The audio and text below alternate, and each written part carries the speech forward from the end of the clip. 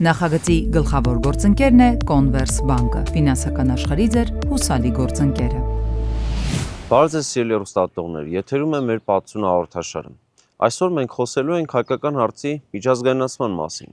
Նախորդ մեր հաղորդման շրջանակում ներկայացրել ենք հայկական հարցի ծագումը եւ այն մասին ենք խոսել, որ սկզբնապես հայկական հարցը ենթադրում էր Հայաստանի ազատագրում եւ թագավորության վերականգնում։ Այնուհետև այս հարցը մի փոքր վերափոխվեց եւ պատկերացնում էին մեր ազատագրական շարժման ղեկավարները, որ առնվազն պետք է Արևմտյան Հայաստանը չլինի Օսմանյան կայսրության կազմում, այսինքն 19-րդ դարի նոր իրողությունների պայմաններում այն գոնե պետք է Արևելյան Հայաստանի ճակատագրին արժանանար։ Եվ այստեղ իհարկե նպաստավոր հանգամանք էր ռուս-թուրքական պատերազմների գործոնը։ Եվ իհարկե արդեն հերթական 1877-78 թվականների ռուս-թուրքական պատերազմից հետո հայկական հարցը ստանում է նոր բովանդակություն։ Դա հայկական տարածքների բարենորոգումների խնդիրն է։ Այսօր մենք խոսելու ենք հաստորեն այդ խնդրի եւ հայկական հարցի միջազգայնացման մասին։ 1877-78 թվականների ռուս-թուրքական պատերազմի վերջին փուլում ձևավորվում է մի հետարքիր իրավիճակ։ Երբ ռուսական զորքը արդեն մոտենում էր Կոստանդնուպոլսին, այդ ժամանակ հայ առաջատար շրջանակները կազմակերպում են բանակցություններ ռուսական իշխանությունների հետ եւ այս ընթացքում Կոստանդնուպոլսի հայոց պատրիարք Ներսես Վարժապետյանը ներկայացնում է նամակ խնդրագիր ռուսական կառավարությանը, որ ձևավորվելիք բանակցային գործընթացում ռուս-թուրքական հաշտության բանակցություններում քննարկվի նաեւ հայկական տարածքներում բարենորոգումների իրականացման խնդիրը։ 1878 թվականի հունվար-փետրվար ամիսներին ձևավորվում է բանակցային գործընթացը եւ իհարկե փետրվարին Սան Ստեֆանո ավանում Առաքել Դադյանի հայ մեծահարուստ ամիրայական խավի ներկայացուցչի ամառանոցում տեղի ունենում բանակցությունները։ Ռուսական պատվիրակությունը ղեկավարում էր Նիկոլայ Իգնատիևը, իսկ թուրքական պատվիրակության ղեկավարը Սաֆեդ Փաշան էր։ Ընդ որում այստեղ հետաքրքիր է, որ թուրքական պատվիրակության քարտուղար նշանակված էր ազգությամբ հայ անձնավորություն, որի մասին մենք հաղորդման վերջում հարց ենք նախապատրաստել հեռուստադիտողների համար։ Սկզբնական շրջանում բանակցությունները ռուսական կողմի համար բավական հաջող էին ընթանում եւ վերջո պայմանագիրներ ստորագրվեց ռուսական կողմի պահանջներին համապատասխան։ Սակայն դրանք հետագայում պետք է վերանայվեն արդեն պայմանագրի ստորագրումից հետո, երբ խնդիր է դրվում մեծ պետությունների կողմից, որ բալանսը խախտվել է Արևելքում, Եվրոպայի արևելյան սահմաններին եւ պետք է վերանայվեն պայմանները նոր հրավիրված վեհաժողովում։ Բայց մինչ այդ նոր վեհաժողովին անդրադառնալը Սան Ստեֆանոյի պայմանագրի քննարկումներին անդրադառնանք, այս բանակցային գործընթացում հայոց պատրիարք Ներսես Վարժապետյանը ռուսական կողմին վստահեցնում էր, որ անհրաժեշտ է այն տարածքներում, որտեղ ռուսական բանակը հաստատվել է, բարենորոգումներ իրականացնել եւ անգամ եթե ինչ-որ տարածքային հարցերում ռուսները գնային հետոզիջման, պարտադիր պետք է ապահովեր հայերի համար բարենորոգումների այնպիսի օրակարգ, ինչպիսին եղել է Բալկանյան ժողովուրդների պարագայում, այսինքն անալոգիայի սկզբունքով Բալկանյան օրակարգում հասած որոշակի արդյունքների նմանությամբ հայկական վերնախավը այդ ժամանակ սպասում էր նմանատիպ գործընթացներ նաև Արևմտյան Հայաստանում։ Եվ ի վերջո 1878 թվականի փետրվարի 19-ին ստորագրվում է հաշտության պայմանագիր, որով ռուսական կայսրության տարածքը կոնկրետ Արևմտյան Հայաստանի եւ հարակից տարածքների ուղղությամբ, այսինքն Կովկասյան ռազմաճակատի երկայնքով ընդարձակվում է մոտավորապես 36000 քառակուսի կիլոմետրով։ Դրա մեջ իհարկե մտնում էին արևմտահայկական այնպիսի տարածքներ, ինչպիսիք են Կարսը, Արդահանը եւ նաև դրանցից ավելի հարավ ընկած Ալաշկերտը եւ իհարկե Բայազետը։ Սա լուրջ հաջողություն եւ առավելություն է ռուսական կողմի համար եւ դեռ 1877 թվականի պատերազմի, այսինքն բուրըն փուլում 77 թվականի նոյեմբերի 6-ից հետո, երբ Կարսն անցել էր նրանց ձեռքը, ռուսական իշխանություններն արդեն հստակ ցույց էին տվել իրենց դիրքորոշումը, որ Կարսը անպայման մնալու էր կայսրության կազմում, որովհետև հրամանագիր էր ստորագրվել, որ պետք է ստեղծվեր Կարսի մարզը։ Այսինքն ի սկզբանե ակնհայտ էր, որ ռուսական կողմը չի պատրաստվում զիջել Կարսը։ Այլ լուծում եղավ վերցրումի պարագայում։ Եթե 1877 թվականի նոյեմբերի 6-ին Կարսը վերցնելուց հետո ռուսական կողմը արդեն հստակ որոշում ուներ Կարսի մարզը ստեղծելու եւ Կարսը որևէ կերպ չզիջելու մասին, ապա այլ եղավ վերցրումի ճակատագիրը, որ վերցրել էին փետրվարին, սակայն նրանք բանակցությունների ժամանակ դեռևս Սան Ստեֆանոյի պայմանագրով փաստորեն զիջում են թուրքական կողմին, վերադարձնում են թուրքական արևելյան բանակի նստավայրը թուրքական կողմին։ Եվ Կարսի մարզն է ձևավորվում, նրա մեջ մտնում են փաստորեն այնպիսի քաղաքներ, ինչպիսին էին Կարսը, Արդահանը, Օլթին, Կաղզվանը եւ գյուղաքաղաք Սարիղամիշը։ Այս տարածքների հիման վրա ձևավորվում է Կարսի մարզը, որը ընդգրկում էր մոտ 19000 քառակուսի կիլոմետր։ Իսկ ահա Ալաշկերտը եւ Բայազետը նույնպես պահպանվում են ռուսական կայսրության կազմում եւ այդ տարածքների խնդիրը ինչով էր կարեւոր, որովհետեւ դրանցով իրականացվում էր Իրանի հետ առևտուրը Օսմանյան կայսրության եւ այդ առևտուրը իհարկե մեծ օգուտներ էր բերում պետությանը, այժմ այն անցնելու էր ռուսական վերահսկողության տակ։ Սան Ստեֆանոյի բանակցությունների ժամանակ հայկական էլիտայի կողմից առաջ էր քաշվում այն հարցը, որ պետք է նաեւ ավելի լայն իրավունքներ տրվեին հայերին, սակայն ռուսական պատվիրակության ղեկավար Իգնատիևն առաջարկում էր ավելի իրատես գտնվել եւ բավարարվել ռուսական զորքերի կողմից զբաղեցված տարածքներում հայկական բարենորոգումների օրակարգով, մասնավորապես ապահովելու հայկական բնակչության անձը եւ գույքը նմանատիպ հարցեր։ Ի վերջո, Սան Ստեֆանոյի պայմանագրով ոչ միայն տարածքային հարցեր են կարգավորվում, այսինքն օրինակ Կարսի, Արդահանի, Ալաշկերտի, Բայազետի, Օլթի, Կաղզանի, Սարիղամիշի եւ հարակից հայկական տարածքների անցումը ռուսական կայսրությանը եւ դրանից հյուսիս մինչեւ Բաթում մյուս տարածքների մինչև Սև ծովի ափ հնկած տարածքների անցումը ռուսական կայսրությանը, դա Ռուսաստանի մեծագույն ձեռքբերումն էր այդ փուլում։ Բայց իհարկե ռուսական կողմի համար ձախողում էր Էրզրումի կորուստը եւ նրանք հարկադրված էին Էրզրումը վերադարձնել թուրքական կողմին եւ դրա փոխարեն Բալկաններում ստանալ մեծ առավելություն։ Այստեղ փաստորեն անկախություն էր ստանում Ռումինիան եւ նաեւ Օսմանյան կայսրությունը ստիպած էր լինում ճանաչել նաև Բուլղարիայի տարածքում ինքնավարություն եւ ռուսական ազդեցությունը փաստորեն ամբողջ Բալկանյան թերակղզում ներառյալ Սերբիա, Չեռնոգորիա եւ Բոսնիա-Հերցեգովինա մինչեւ տարածվելու էր, եթե այդ տրամաբանությունը պահպանվեր։ Այսինքն բավական մեծանում էր ռուսական կայսրության ազդեցությունը, Բեսարաբիան վերջնականորեն մնում էր ռուսական կայսրության կազմում, այսինքն ժամանակակից Մոլդովայի տարածքը լինում էր Օսմանյան կայսրության կողմից լիարժեքորեն ճանաչված իբրև ռուսական կայսրության մաս եւ բնականաբար ուժերի այս նոր դասավորությունը չէր բխում եվրոպական մեծ տերությունների շահերից։ Բայց կոնկրետ հայկական բարենորոգումների խնդիրը ստանում է հստակ ձևակերպում։ Սան Ստեֆանոյի պայմանագրի 16-րդ հոդվածը հստակ սահմանում էր, որ պետք է բարենորոգումներ իրականացվեին Հայաստանի այն հատվածում,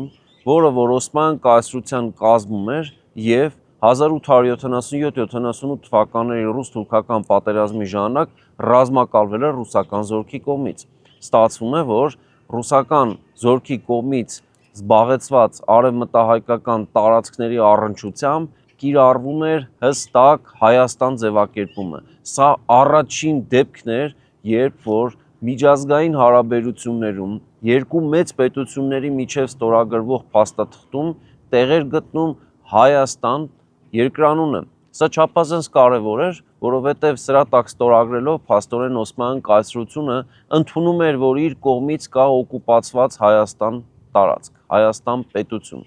Եվ ինչու է սա կարևոր, որովհետև եթե մենք համատում ենք Բալկանյան օրակարգերի հետ, միշտ Օսմանյան իշխանություններն ընդունել են, օրինակ ռումինական իշխանության պարագան հաշվի առնելով, որ կա իրենց կողմից նվաճված Ռումինիա, այն պարագայում, որ ռումինական էլիտան պահպանել էր իր աշխարհիկ իշխանության համակարգը եւ իշխանության տեսքով պահպանված էր, իրենք բնական է դա պետք է ճանաչեին։ Արևմտյան Հայաստանի պարագայում աշխարհիկ կենտրոնացված իշխանության համակարգ փաստացի չկար եւ դրա համար միշտ Օսմանյան կայսրությունն ասում էր, որ հայկական օրակարգ գոյություն չունի եւ հայկական հարց ու Հայաստան գոյություն չունի իր կազմում։ Եվ ահա հիմա փաստորեն իրենց ստորագրությամբ ընդունում են, որ իրենց կազմում կա Հայաստան։ Բնականաբար այս հանգամանքը նրանք հետագայում եւս պետք է վերանայման տակ դնեն։ Եվ ի վերջո այդ ժամանակ վերաձևավորվող եվրոպական անվտանգության համակարգում բնականաբար ռուսական կայսրության այսչափ մեծ ազդեցության ծավալումը պետք է լուրջ մտահոգությունների տեղիք տար այլ պետությունների, մյուս խոշոր տերությունների մոտ։ Մասնավորապես 1860-ական թվականներին ի հայտ էր եկել նոր պետություն՝ միավորված Իտալիա։ Նաև նույն 1860-ականների երկրորդ կեսին տեղի ունեցած նոր գործընթացների արդյունքում վերաձևավորվում է ավստրիական կայսրությունը եւ ստանում նոր անվանում ու նոր պետական կառուցվածք։ Ավստրո-հունգարական կայսրությունն է ձևավորվում։ Արդեն դրան հաջորդող գործընթացների արդյունքում եւ մասնավորապես հենց Ավստրիայի եւ Պրուսիայի միջև եւ հետո նաեւ արդեն Պրուսիայի եւ Ֆրանսիայի միջև պատերազմների արդյունքում ձևավորվում է գերմանական միասնական կայսրություն, այսինքն տեղի ունենում Գերմանիայի միավորումը Պրուսիայի կողմից եւ ի վերջո 1870-ական թվականների սկիզբը հենց միավորված Գերմանիայով է ազդարարվում եվրոպական անվտանգության համակարգում։ Ստացվում է, որ կա միավորված Գերմանիա, կա միավորված Իտալիա,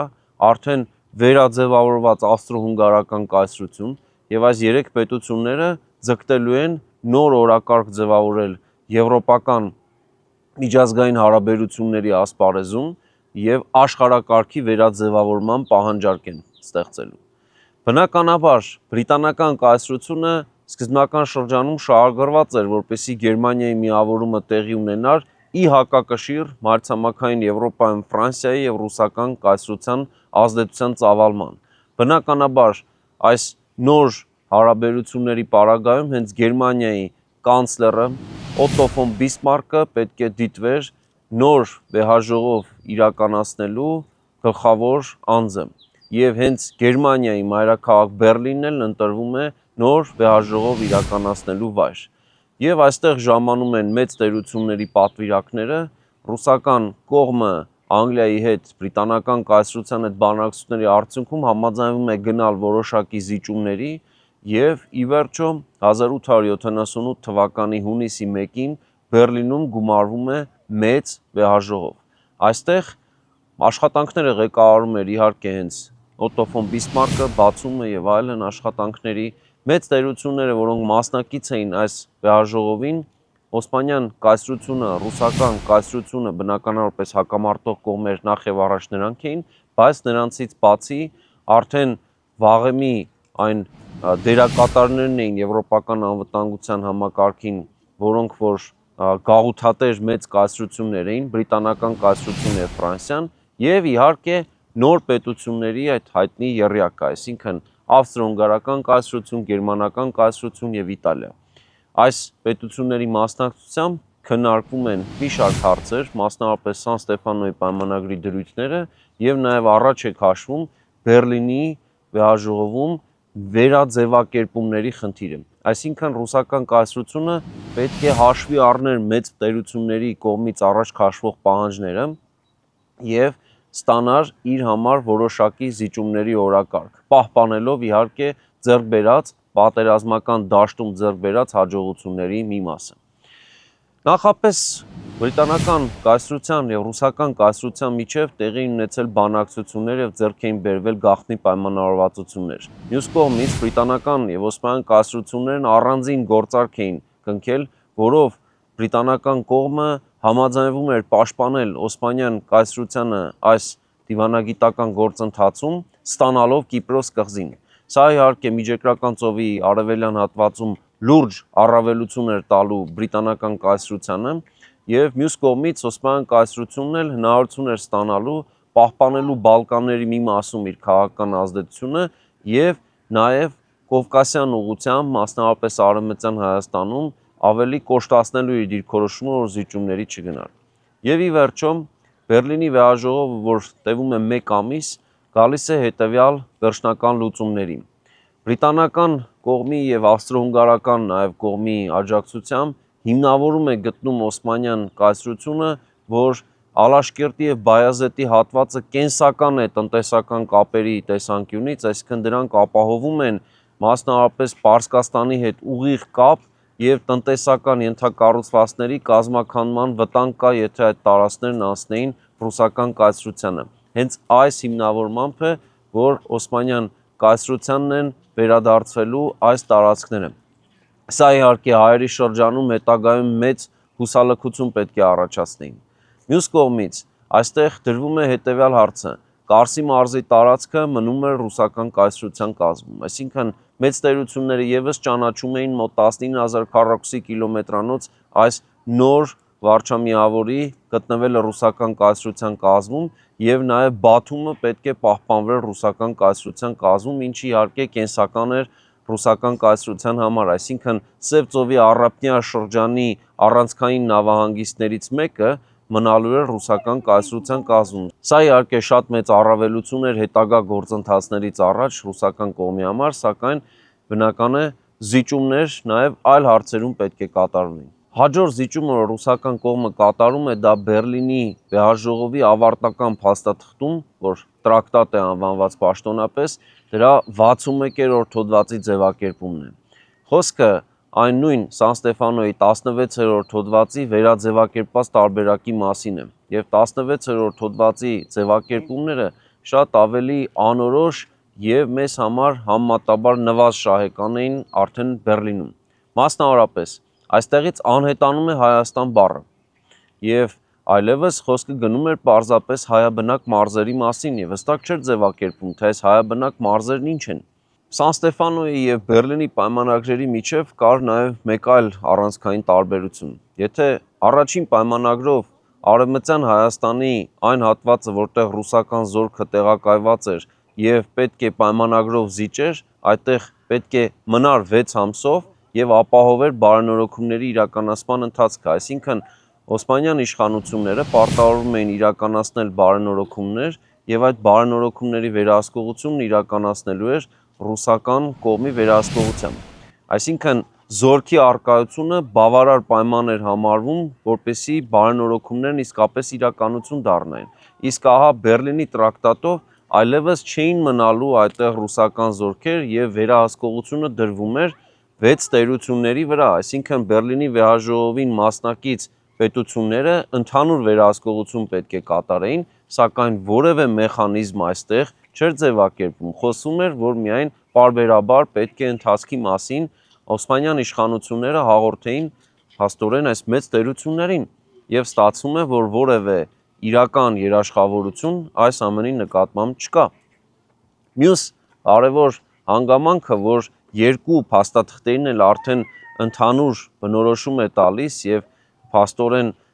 ոչ թե տարբերություն, այլ նմանություն է տվյալ դեպքում, այն էր, որ երկու փաստաթղթերն էլ խոսում են ընդամենը բարենորոգումների իրականացման անհրաժեշտությունից, որպեսզի ապահովեն հայերի անվտանգությունը, այսինքն խոսքը նախ եւ առաջ անձի եւ իհարկե ենթադրվում էր նաեւ գույքի անվտանգության մասին էր քրդերից եւ չերքեզներից։ Այսինքն ձևակերպման մեջ այնպիսի տպավորություն է ստեղծվում, որ խնդիրը ոչ թե Օսմանյան կայսրության իշխանությունների քաղաքականության մեջ է, այլ քուրդ եւ չերքեզ բնակչությունից է բխում խնդիրը։ Մենք նախորդ հաղորդման ընթացքում ներկայացրինք, որ Կովկասյան պատերազմներից հետո ռուսական կայսրության հյուսիսկովկասյան տարածքներից Արևմտյան Հայաստան տեղափոխվել էին չերքեզական, այսինքն հյուսիսկովկասյան տարբեր էթնիկ հանրությունների ներկայացուցիչներ, որոնց ընդհանրական ձևով թե թուրքական կառավարությունը, թե տեղական բնակչությունը չերքեզներ էր անվանում։ Եվ այս մարդիկ հիմնականում բնակեցվել էին հայաբնակ շրջաններում, լրացուցիչ խնդիրներ ստեղծելով հայ բնակչության համար։ Մյուս կողմից դեռևս 16-րդ դարի սկզբից Օսմանյան կայսրությունը դեռևս Սելիմ Ահեղ սուլթանի ժամանակներից խրախուսել էր քրդերի վերաբնակեցումը, հատկապես սուննի քրդերի վերաբնակեցումը պարսկական սահմանի երկայնքով եւ նորից հայաբնակ փաստորեն հատվածներում Արևմտյան Հայաստանում տվել էր քրդերին առանձնաշնորհումներ եւ օգտվելով մուսուլմանական հողատիրության սկզբունքներից եւ իսլամական օրենսդրության առանձնահատկություններից նրանք հայերի նկատմամբ առանձնաշնորհյալ շերտ էին դարձել։ ստացվում է, որ իսկապես կային խորքային հակասություններ հայ բնակչության եւ քրդական ու չերքեզական բնակչության միջև, բայց այդ խնդիրները ոչ թե այդ էթնիկ հանրություններից էին հենց ինքնաբերաբար, այլ բխում էին Օսմանյան կայսրության քաղաքականությունից։ Այսինքն, եթե չլիներ այն իրավահամակարգը, որ կար Օսմանյան կայսրությունում եւ այն պետական քաղաքականությունը, որով հենց այդ երկու էթնիկ հանրությունները ստանում էին առանձնահատկություններ, գուցեև այն խնդիրները, որ ի հայտ էին գալիս նրանց միջև, պարզապես չլինեին։ Այսինքն, խնդիրը Օսմանյան կայսրության քաղաքականության մեջ էր, այլ ոչ թե հենց քրդերի ու չերքեզների գոյության կամ նրանց մոտեցումների մեջ, որովհետև նրանց մոտեցումները խրախուսվում էին հենց պետության ընդհանուր մոտեցումներից։ Հետևաբար, այս ձևակերպումը իհարկե չէր ցույց տալիս իրական վիճակը Օսմանյան կայսրության հայաբնակ մարզերում, մասնավորապես Արևմտյան Հայաստանում։ Ուշագրավ է, որ հայկական հարցի քննարկումը Բեռլինի վեհաժողովին կազմակերպելու համար հայերը որոշել էին պատվիրակություն ստեղծել եւ պատրիարք Ներսես Վարժապետյանի առաջարկով այդ պատվիրակությունը ղեկավարում է Արևմտյան Հայաստանում Օսմանյան կայսրությունում առհասարակ եւ նույնիսկ նրա շրջանակից դուրս հայության շրջանում մեծ հեղինակություն վայելող անձնավորություն։ Խոսքը Խրիմյան հայրիկի մասին է, այսինքն Մկրտիչ arczepiskopos Խրիմյանի մասին, ով եղել էր Պոլսո պատրիարք, այդ ժամանակ մեծ ազդեցություն էր Վանի նահանգի հայության շրջանում, կրթամշակութային հսկայական գործունեություններ ծավալել եւ նաեւ հայ ազատագրական շարժման գաղափարների կարևոր ջատագով էր։ Հայկական մոդեռնիզացիայի նաեւ կարևոր անձերից նա է ստեղծել Արևմտյան Հայաստանում օրինակ առաջին ժամանակակից տիպի դպրոցը եւ այս ամենով բնական է, որ նրա անձը բավական հասկանալի ըմբռնելի էր լինելու հայկական շրջանակներում եւ նա պետք է ձևավորեր պատվիրակություն, որի մեջ մտնելու էին տարբեր անձնավորություններ, օրինակ Խորեն Նարբեը, Մինաս Չերազը եւ ուրիշներ, եւ պետք է մեկնեին նրանք բանակցելու եվրոպական այդ մեծ տերությունների մայրաքաղաքներում ներկայացնելու հայկական ինքնավարության նախագիծը բալկանյան օրինակով եւ փորձեին ստանալ հայերի համար համապատասխան լուծումներ։ Հետաքրքիր է, որ պատրիարքը տեղեկացնում է սուլթանին, որ հայերը նման ինքնավարության նախագիծ են նախատեսել եւ այդ ամենը ստացվում է, որ նաեւ թուրքական իշխանության որոշակի հավանություններ ստանում, այսինքն ոչ թե հենց բարենորոգումների իրականացումը, այլ որ հայերը պատվիրակություն կազմեն, ներկայացնեն խնդիրը եւ սա որոշակի հակասություն էր ստեղծում արդեն ռուսական կայսրության պատվիրակության եւ Արևմտյան Հայաստանի խնդրով Օսմանյան կայսրության հայերի ներկայացրած այս երկու առաջարկների միջև եւ սրանով իհարկե բացատրվում է այն հանգամանքը, ինչու Օսմանյան իշխանությունները խրախուսում էին, արտաքուստ ասում էին, այո, խնդիր չկա, ներկայացրեք այդ հարցը, բնականաբար որևէ կերպ չնախատեսելով հայերի համար ինքնավարություն։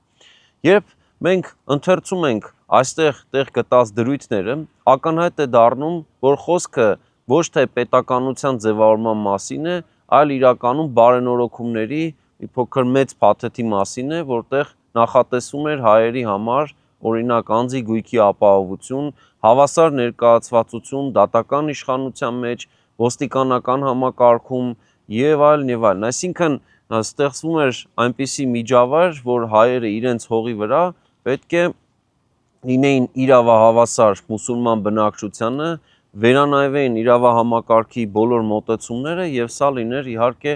Հայաստանի համար արդեն այնպիսի իրավիճակ, որ արևմտահայերը իրենց հողում օգտվեին անձի գույքի ապահովությունից եւ բոլոր իրավունքներից։ Օրինակ խոսվում էր նաեւ լեզվի մասին, որ գրագրությունը կարողանային պաշտոնական գրագրությունը կատարել հայերենով, որի իրավունքից այդ ժամանակ իրենք զրկված էին։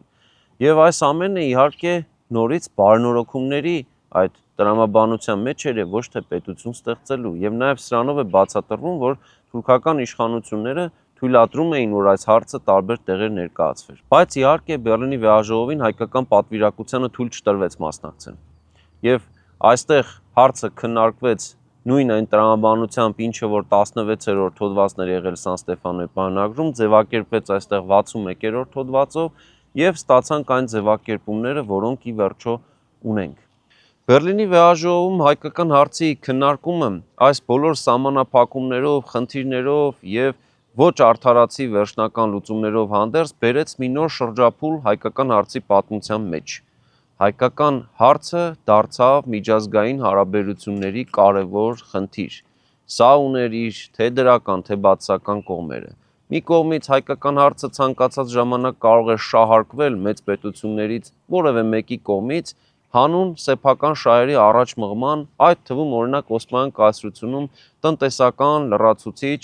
առանձնաշնորհումներ ստանալու համար, բայց մյուս կողմից սա հնարավորություն էր ստեղծում հայերին, որպեսզի լեգիտիմ հիմք մատնանշեն, այսինքն իրավական հիմնավորում, ինչու են պահանջում իրենց դրության փոփոխություն Օսմանյան կայսրության կազմում։